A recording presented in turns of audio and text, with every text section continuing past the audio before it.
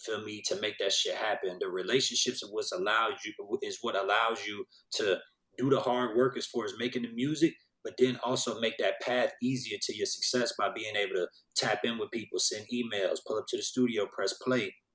But the goal isn't just to get one placement. You know what I mean? The goal is to be able to be respected as a legend in the game. You know what I mean? And be able to build a sound and be able to be recognized as somebody that made other artists better, especially when you're a producer, because that's the goal overall, is to get in the studio and make somebody better as an artist. You know what I mean? So I think the one thing you can do is just look at the trajectory of other producers that came before you. You know what I mean? I grew up trying to be like Pharrell and Timbaland and Mannie Fresh. Man. Mannie Fresh was doing Man. whole albums, nigga. Like, them niggas doing whole albums. So what is one placement to whole albums? You know what I mean? Like, that's why I never was tripping off placement. My goal was like, I'm trying to be like Mannie and Timbaland and the Neptunes. They producing artists' whole albums, you feel me? And putting them out on their own labels and shit like that. So, you know what I mean? Don't just look at it as opportunity. You know what I mean? Like, once you get that placement, look at it as like self-assurance to be like, you know what?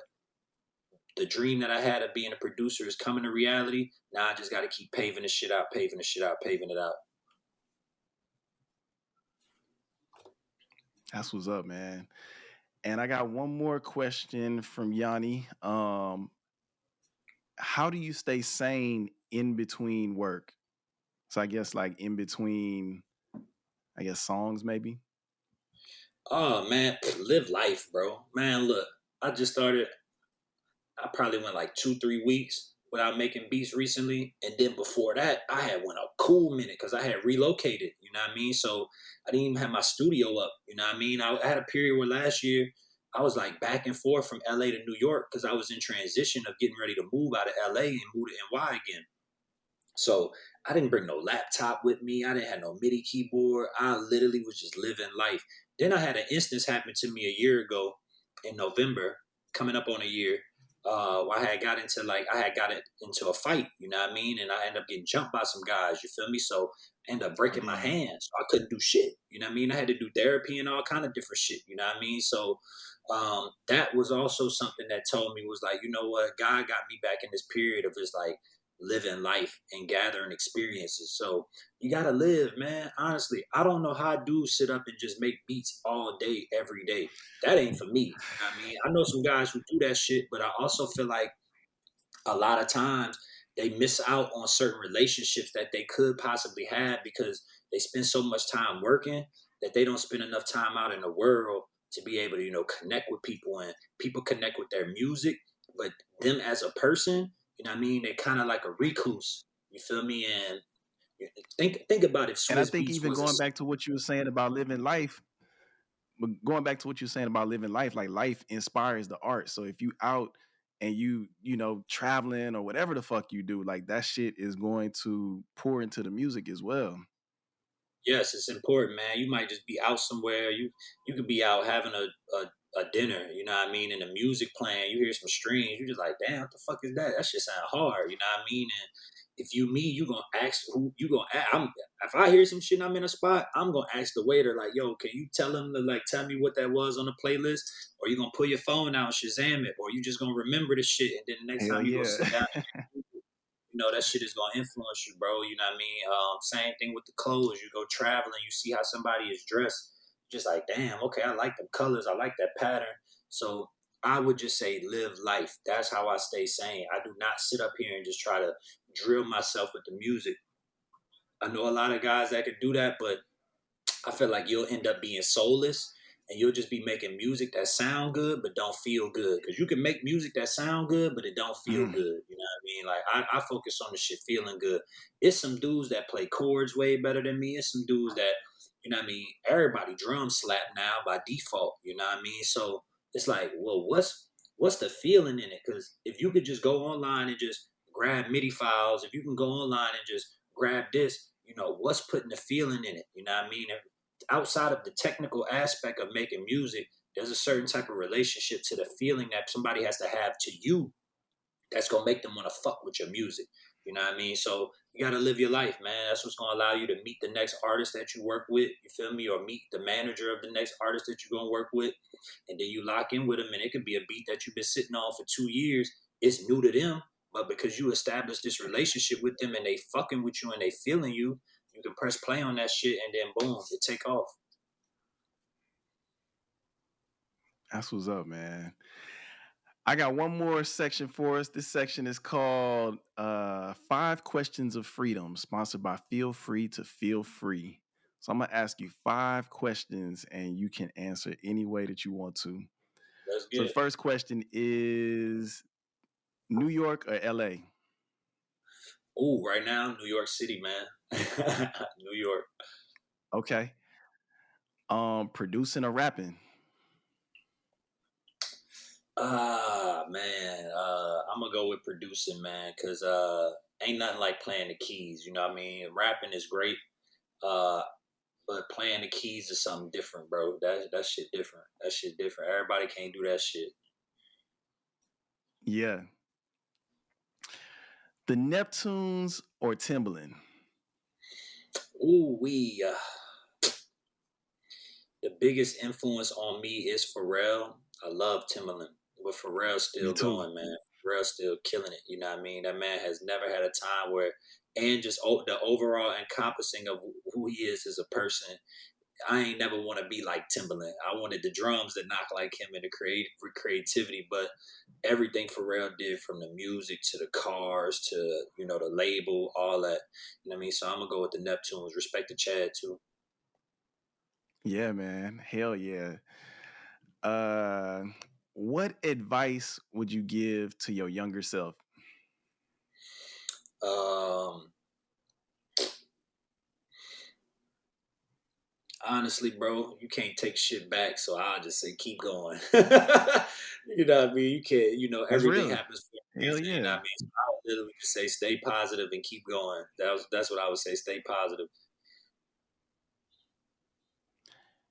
And last question, what is a reminder that you want to give to your future self? Stay healthy, stay positive, and keep going. Honestly, bro, stay healthy. You know what I mean? Now that I'm 35. You know what I mean? I know the importance of that. You know what I mean? The mental diet. You know what I mean? All of that. You know what I mean? Just be around good people, bro, and keep going. Be good to people, man. You know what I mean? Like that's really what it is. Truly be good to people. When you good to people, bro, and you keep it solid, shit work out in your favor. It be moments where you be broke as a joke. You know what I mean? Next thing you know, you get a message from somebody to be able to change your life, and just seize opportunity, man. You know what I mean? My man just hit me last night about some shit for a movie, and I literally in the text message was like, I'll get it done tomorrow. And then something snapped in my head where I was just like, bro, just stop what you're doing and do it right now. You know what I mean? So seize the moment. You know what I mean? Yeah. That's a big thing of being able to make sure that you continue to stay in a loop and with the right people, because people will offer you opportunity. But if you do it when you're ready instead of when the moment calls for it, you fuck around and miss out, dog. So you know what I mean? Just seize the moment. Yeah. Man, Chase, I appreciate you so much for coming on the show. Can you let the people know where they can find you? Yeah, man. You can find me on Chase and Cash at Twitter. That's Chase, the letter N, Cash with the E on the end. Can'tbuyrespect.com. Like I said, we got new shit coming. New music on the way. I think Thursday, my new single is dropping, and then 2 weeks from that, another one, and then I'll be ready to put out a couple projects before the year end. Instagram, Can't Buy Respect. Instagram, The Air, TheHeir. And then, yeah, man, catch me in the streets. Like they said, man, we be outside, you know what I mean? So you find me in anywhere culture is happening, more than likely, I might not be too far. So I appreciate all the support, but more than anything, man, support Can't Buy Respect, man. That's the movement. That's a bet, man. And please, man, send me that music because I'm gonna put this out Wednesday. So, I'll for sure push that as well. Yes, sir. I got you, Playboy. Appreciate you. Of course, man. I appreciate you and thank y'all for listening. This is Mike Brown, and this is the Art of Letting Go. Peace. Yes, sir.